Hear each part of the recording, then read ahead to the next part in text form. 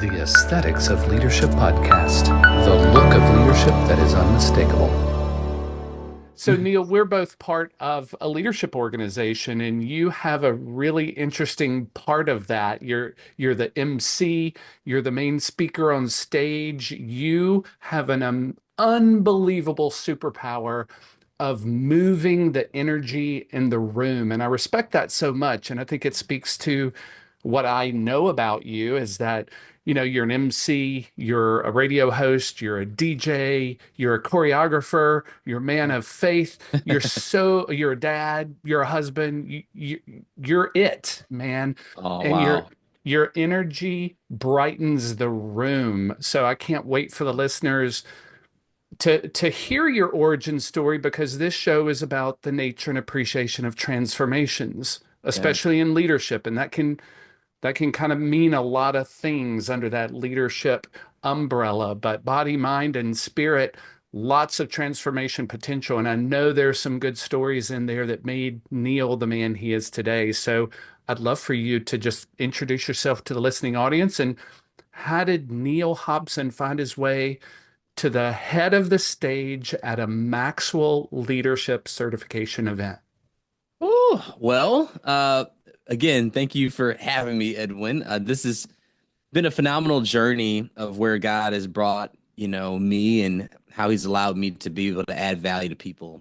And that's really what it's about. You and I know in leadership, we add value to people of value because and help them multiply that value to others. So, for me, it's been the grace of God. Honestly, I have been able to be in some really cool rooms and spaces and places, but it's really a culmination of the preparation that He has brought me through on this journey. And I like to say the journey is the destination. A lot of times we're looking forward. We're leaders see more, they see before all the great things, right? But sometimes we're looking for this thing, this destination, this goal to get to, and we oftentimes, at least I'll speak for myself, don't enjoy the process because we're always trying to get somewhere. And in the culture that we're in right now, the society, it's always, hey, you got to wake up 4 in the morning, you read 2 books, you start 3 businesses, you crush it. And there's always this culture of like, go, go, go, go, go, which is healthy in seasons.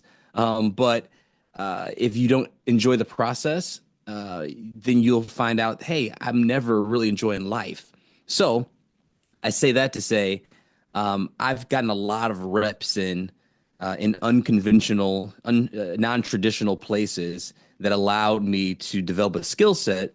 I sound like what was it, Liam Neeson? I have a set of skills that I've acquired over the, you know, I've acquired these skills over the years to allow me to really to do what I do today. So it starts, with a great household and learning from there, and getting those resources that I need to be able to go to church. And then from church, I was serving at church and met Chris Robinson there, who's the executive vice president of Maxwell Entrepreneurial Leadership something One of solutions. those acronyms, I One of forget those too. things.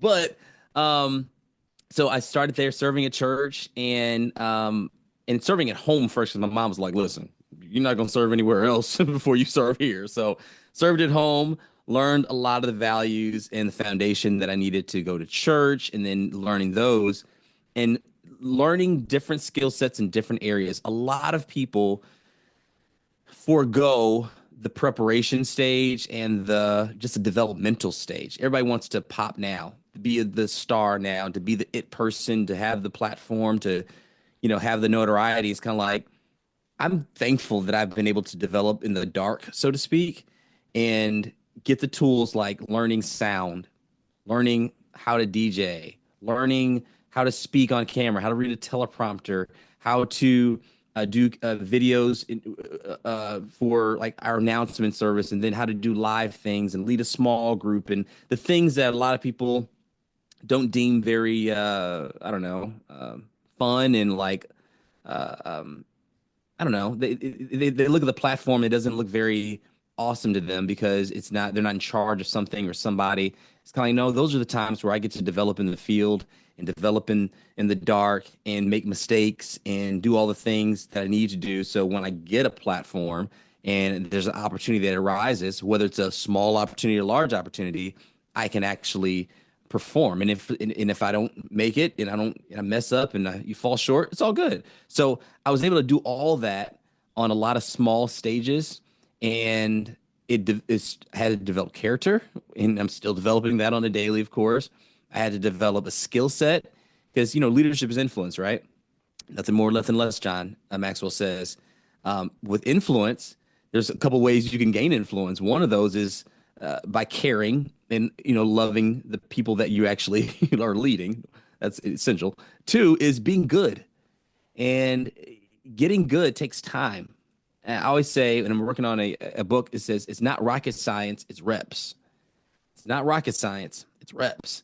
And the more reps you get in, the more swings you have, the more shots you have at goal, the better you're going to get. You're going to learn what works and what doesn't work. So I was able to learn a lot of that at church and a lot of that in ministry and small settings. So when the opportunity came to say, hey, Neal, Chris called, hey, I've seen what you've been doing. I've seen the consistency. How about you be a part of the team?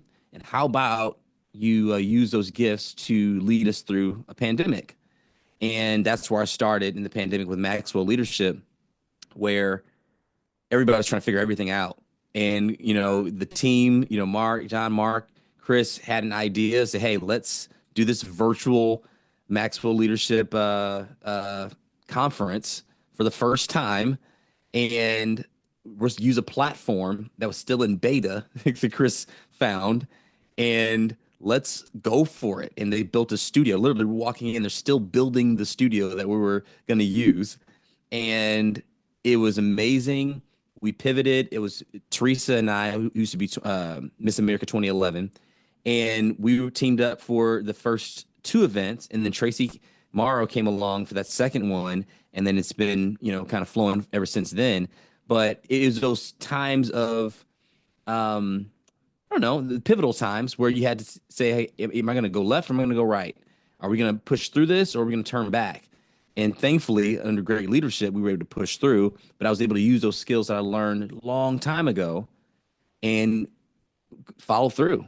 Chris, he'll often say, he's like, yeah, I can maybe help get you in the room, but it's your job to stay in the room.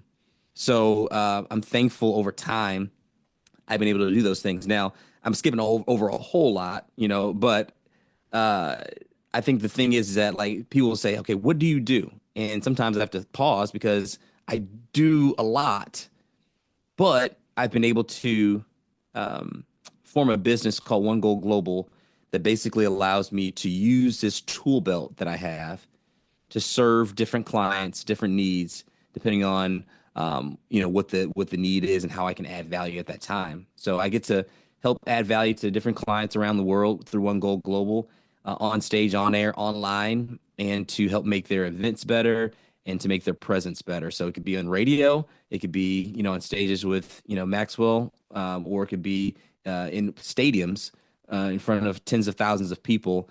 God has been really good, so I'm thankful.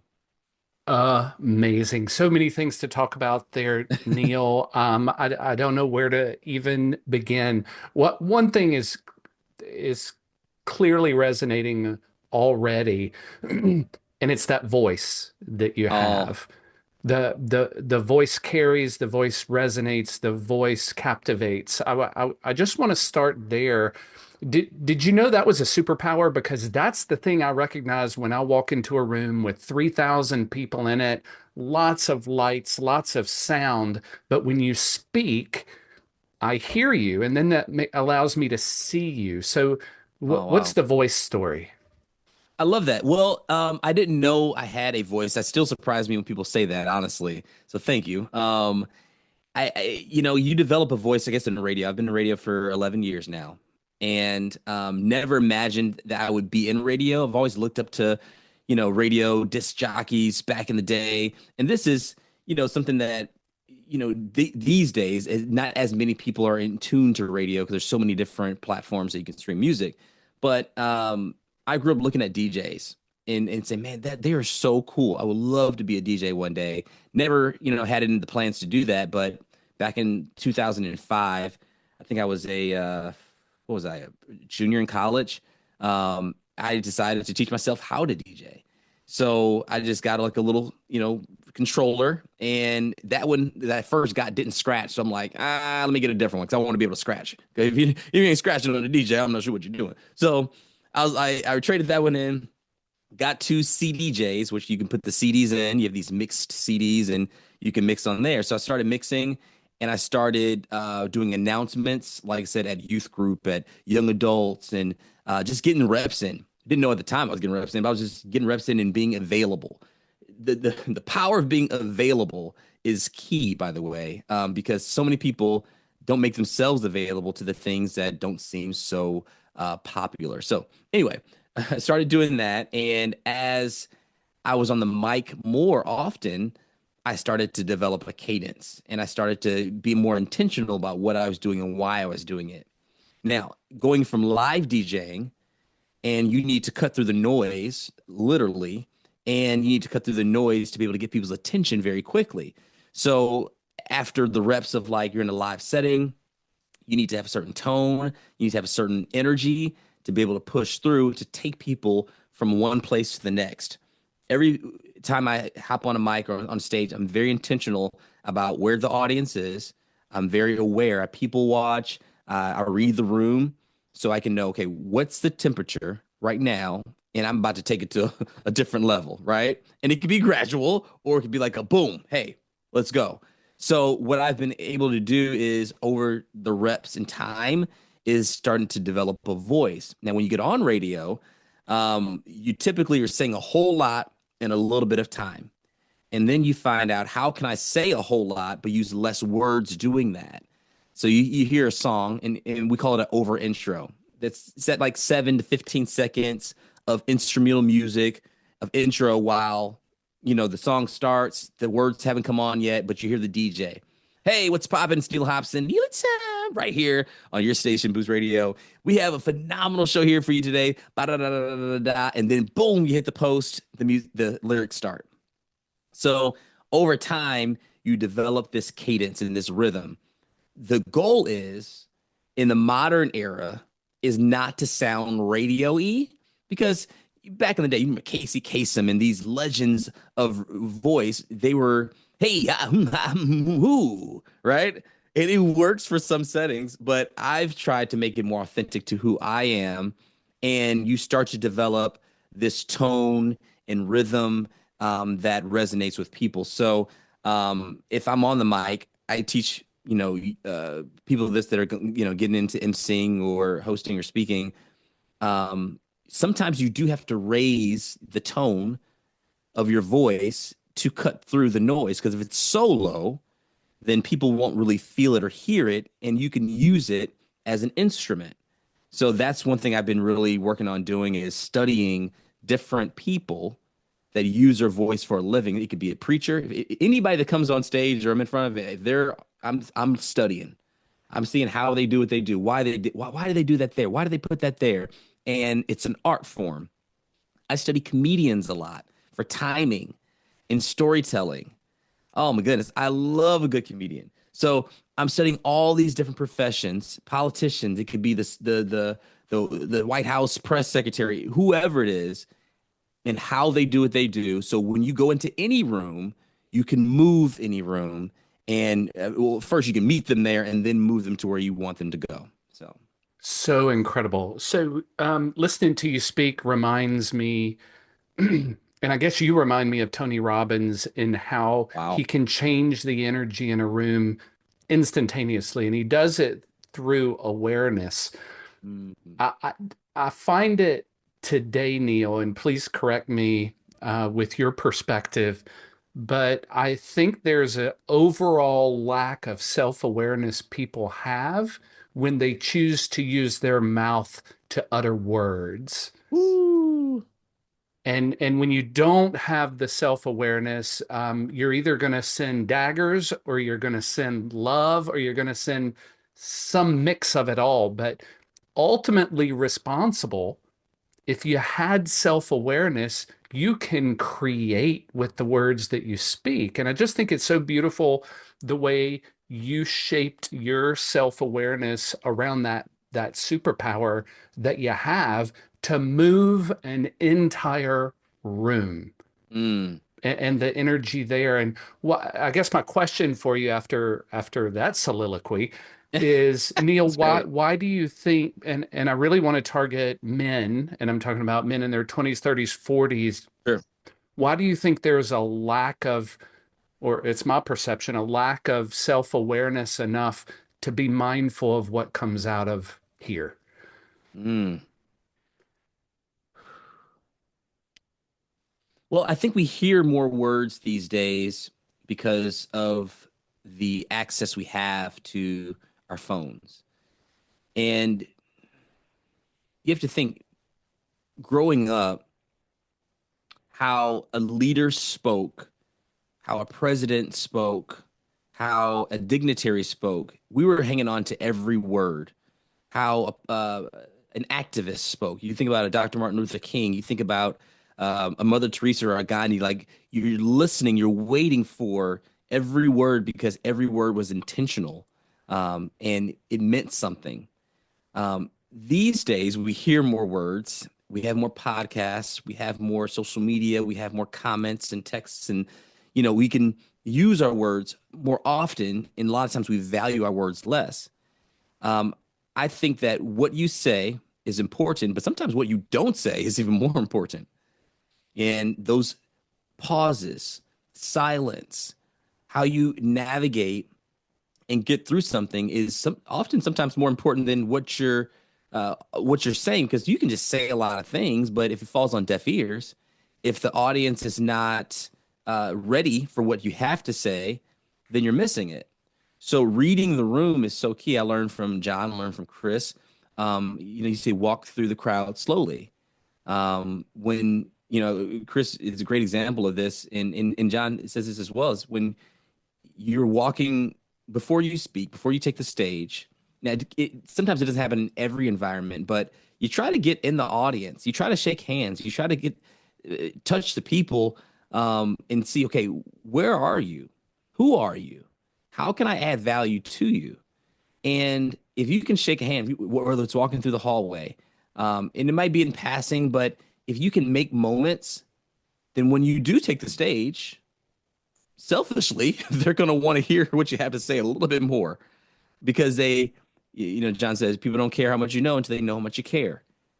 And every setting, this can't happen. I understand it. But most settings, I try to get out and talk to people because I genuinely like people. I don't want there to be a wall once I come on stage. And I want to connect with you and meet you where you are, because it's not about me. It's about you. So I think using your words to take people from one place to the next is an art form. It's a craft. And if you don't have a lot of dog and pony show, you don't have a lot of tricks, and all you have is your words, you better be really good at doing that. And being authentic, I think, is the main thing. We both have seen some of the best or the most popular communicators in the world take a stage and they're not received really well. They crush it on a podcast. They crush it in their world.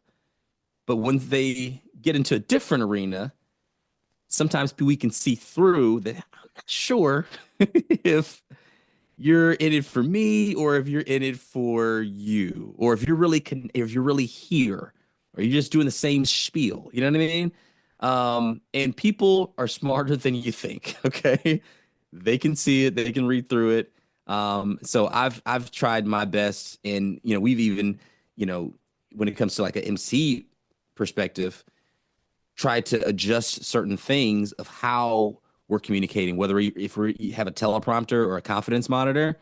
In a lot of forms, we've gone from a script, because that was the way to bullet points, to sometimes not even using anything, because in the room you could feel it. You know what I mean? So working at it. Amazing. I hear you say two things in your answer. Curiosity and connection Mm, spoke to me. Perhaps it is that in today's communication, if we're downloading more than we're uploading, so to speak, from an information yeah. perspective, we don't have enough reps at curiosity and connection. Ooh, So let me break that down to get to a question, Neal. Insatiable curiosity, I think, is at the core of people connection. I yes. was working with a group of managers at a fairly large size company, and they were having some communication issues at work. And it was all up and down the hierarchy of the organization. And what I discovered was it was if you look at the disc spectrum, most of them were C's and S's, Mm. and they needed a lot of information. They needed things to slow down, but nobody was interested in the connection aspect of how information was given and received. So the C's, for instance, the highly compliant people who like information and data, just like to talk data. They didn't care how it was received. And what I tried to help them understand is that you're not responsible for the receipt of the information. That's on the other Woo. person, right? Come on. But you are responsible for how it is spoken and caring for the other person and understanding that the words you speak need to land inside another person. So why don't you send it with care Woo. rather than speak it and expect them to receive it on your parameters? They're another Wow. human being. And so there's that connection piece I think we're missing in speaking, that somebody is responsible for receiving it and they're going to be a little bit different from you. Woo, Edwin, you're preaching right now, brother. You're so right. You're so right. End of the day that we live in, it's becoming increasingly a little more difficult because it's easy to comment on somebody's post and say something crazy to somebody that you don't even know. It's a celebrity, or you just say it. You would never typically say that to somebody's face, right? And the problem is that we're living in these different worlds where we're seeing people through a screen, and screens are great. We can use them as resources, of course. But if you don't ever have that curiosity to see, okay, how is this going to land with the other person? This is another person, okay? And I care enough about you and I care enough about the message that I would like you to receive it. So I'm going to offer it in this way. Now, again, it's up to you how you receive it, but at least I'm going to do my part to offer it in a way that you can receive it. There you go. Um, Own I your think that's so part. I good. think that's Yeah. that's good. That's good. I like that. When you say curiosity, I love asking questions. So even when I'm in a forum like this, I have to tell myself, Neal, don't ask the questions. Okay. You just answer the questions. But I love asking questions because I love learning about people, learning their story, how this, how that. Like the worst place you can be with me, you can ask my wife, is in an Uber ride because I'm typically asking the Uber driver in a different city. So tell me about this. What happens here? Where's the hot spots to eat? Da, da, da, da. I really want to know. I was in LA with Chris actually, last year, and I was talking to this guy about gang culture because LA is big for like gang culture, and his dad used to be higher up in this gang, and he was telling me about the different. So I'm asking all these things because I'm curious and I want to know. And typically, when you show that you care by asking questions and spending time with people, people will be more open to actually want to have a conversation, and then you can maybe help introduce them to the next step, whatever the next step might be. So I take that and apply it to speaking, apply it to emceeing. If you want to help people move to the next step,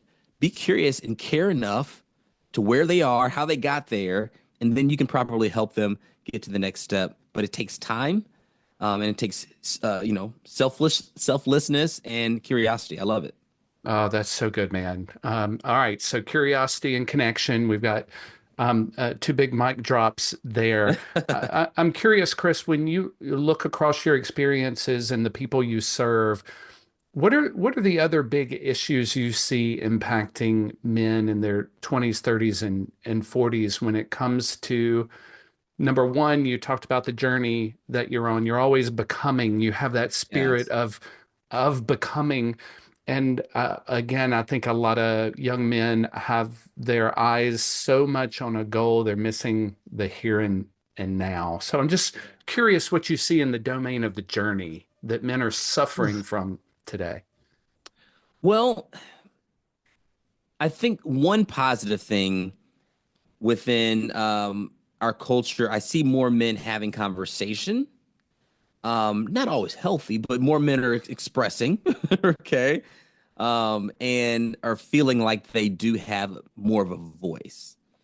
Um, Oftentimes, it's not every man, but oftentimes a lot of men don't use our words as much as women do, and don't express and emote and use their range of emotions as some women do.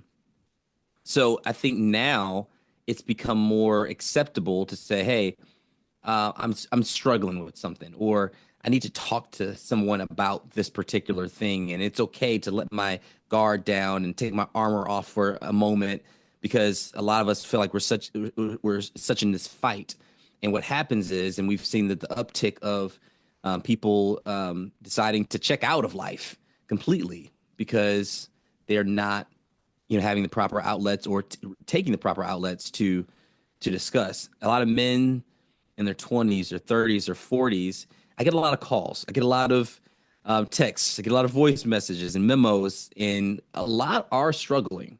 Let's just be clear. And I think that's with life in general. And I'm getting hey, I'm going through a relationship issue, or I'm not feeling like myself, and I'm feeling like I'm going to make some bad decisions, or whatever the case may be. So I'm glad there are people who are reaching out, but a lot of men in their 20s, 30s, and 40s are trying to figure it out. And with the access to more and the access to seeing everybody's lives, it's putting a lot of pressure on us, especially at a younger age, to perform now, to be wealthy now, to be successful now, to do this now. And if you're not doing it by age 25, then you're behind, right? And because when you see the 16, the 18-year-old, 20-year-old millionaire or the influencer or the business owner or whatever, the startup guy, you see that it's kind of like, man, what am I doing with my life? Little do you know that you're still in the developmental stage. And even in our 30s, we're still growing. Just like, for instance, when we move out of our parents' houses these days, it used to be, you move out of your parents' house and you start from the bottom and you work your way up, and then you get to a certain place where maybe you're comfortable in life, right? In your whatever age, your later years of age. Nowadays, when kids move out of their parents' homes, they expect to at least go lateral. They're like, we want to live in the same neighborhood that you live in. You don't want to go back to where you started. You're right. We want to make sure we're neighbors, and then we can go a little further, which it's okay, I guess. But a lot of times we forget there's steps to the journey.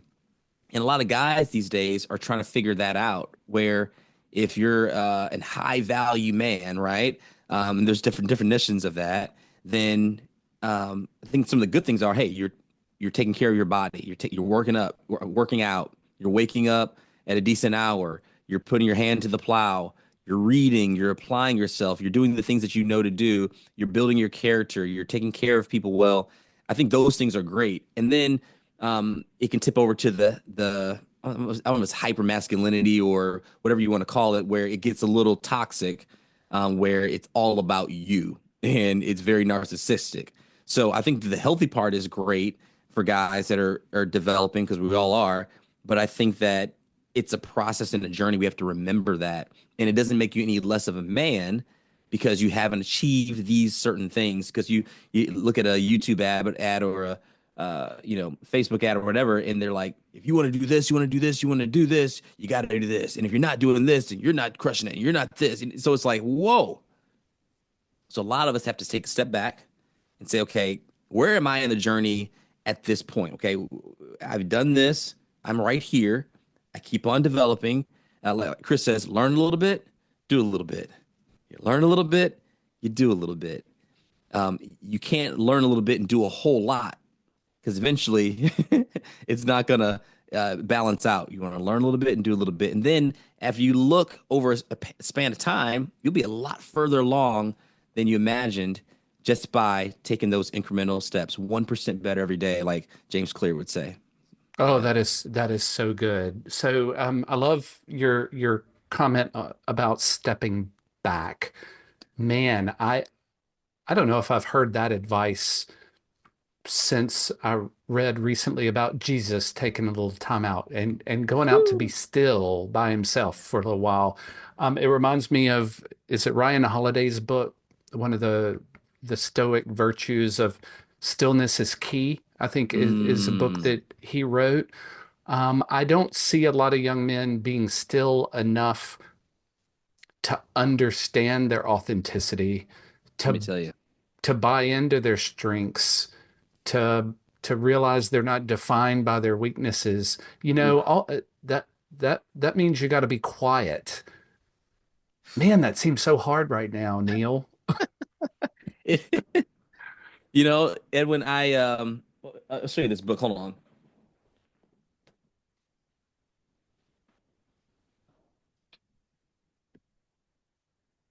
There's a book by John Mark Comer, says The Ruthless Elimination of Hurry. Ooh. And someone bought me this book, and then I looked on my bookshelf and I realized I already had the book and never read it. So it was a sign that I need to read the book. So we're such in a hurry all the time, and we're in a go mode. And last year, when I stepped out in full-time business, I've running the business on the side for a couple of years, doing radio full time. I would travel on my vacation days to the different events that I needed to go to, and I was running at a high pace. I was serving a lot of my church, obviously, I'm a husband and a father, and all other things. And I'm like, God showed me at the top of last year to rest in Him, and to rest physically, because He was like, you can't for this next season, you can't run at the same pace you were running for the past 10 years if you want to make it another 10 years. The stress was getting to me. I can function really well under stress. I feel like I'm, good, under pressure, but I would show up to some events and I would get sick at the event, like day one. I'm pushing doing 6 or 7 shows to record before I even get to the event. I'm preparing. I'm doing all the things I know to do. Then I get to the event and I get sick. I had shingles one time. I had oh my, let me tell you, they're like trying to triage me just to get on stage. It's been crazy. So I've noticed that, like, okay, you're holding your stress and it's starting to show. So to take a step back and say, it's okay if my schedule has days off. It's okay to have a Sabbath. It's good to have a Sabbath. It's good to have time in your schedule to not have everything blocked off where you're doing something every single moment of the day. It's okay to sleep. That's not weakness. Rest is good. And I always had the mentality, I'll sleep when I'm dead. I got things to do. I got to make it happen. And if Jesus could take time to get away to a quiet place, because you have to fill up to give out. And if you keep giving out and you're not filling up, it's going to start to show and things are going to start to happen. So, what I've been learning to do, not perfect at this, is I need to get more rest, more sleep at night, or at least quality sleep. And when I'm on, be on. When you're off, be off. And that's okay. Don't feel guilty about it. Everything is not done sometimes. And that hurt. Oh my gosh. I don't like to stop until it's done. I don't like to go to sleep until it's done. But as you have more opportunities and you do more things, you have to say, you know what? This is the most done it's gonna be right now, and I'm gonna rest so I can be better the next day. So Yeah, that's a good lesson. We have to fill up or else we can't give out.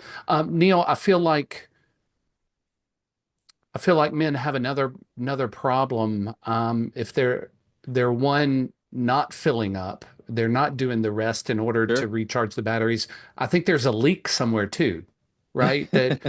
That it's not all about giving up. You're losing it because you're not taking care of the ship in the water, right? Ships don't sink because of the water on the outside. They sink because of the water on the inside. So what are the big leaks you see that men need to be paying attention to right now that will help stop the rate, maybe is what I'm Mm, looking for, the rate of loss? that's good. Um, I think everyone has insecurities. Everyone has a driving force, something that maybe happened a long time ago that's like pushing you and driving you to be who you are today and what you're doing today. Um, One thing that I've noticed is that you can't fill a permanent problem with a temporary solution. it's going to keep leaking. At some point, you're going to have to do surgery. I remember I had a hernia a long while back, and I let it go for a long time.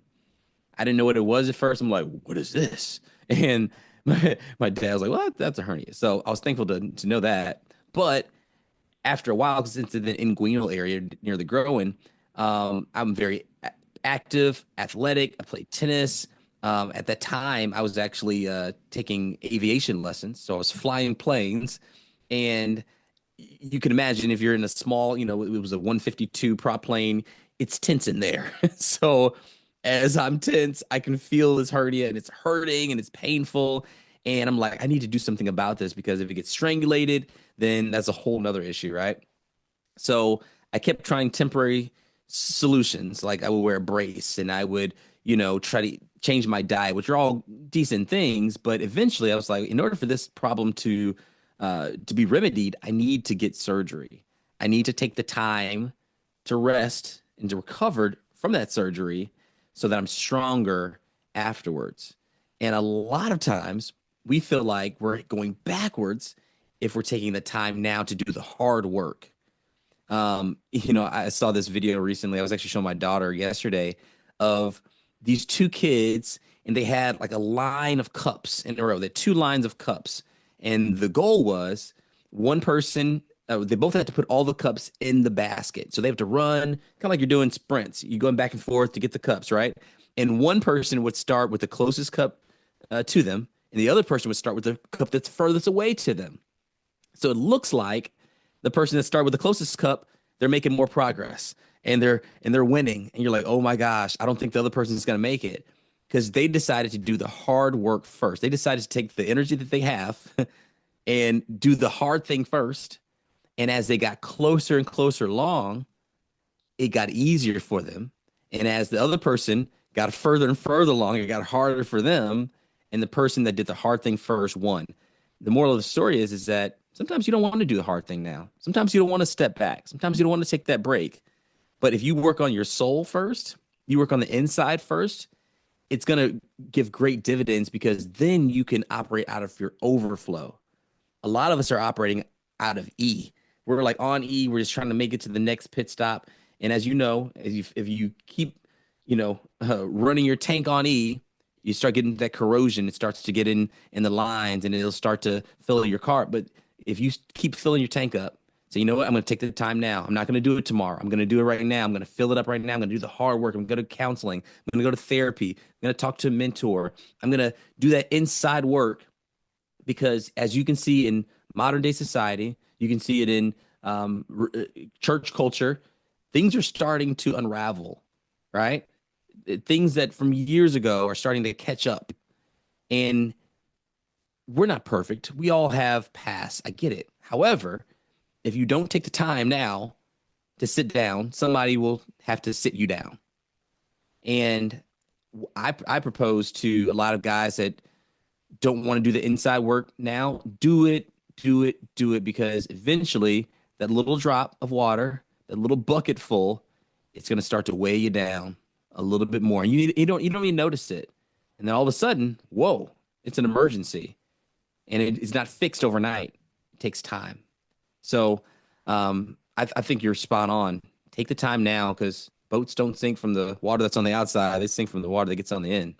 Yeah, thanks for that, Neal. I'm sitting looking through the camera outside. I think nature has the lesson for us, right? It's called seasons.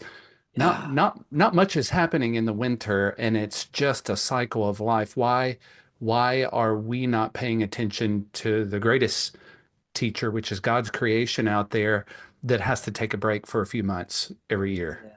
right? Yeah.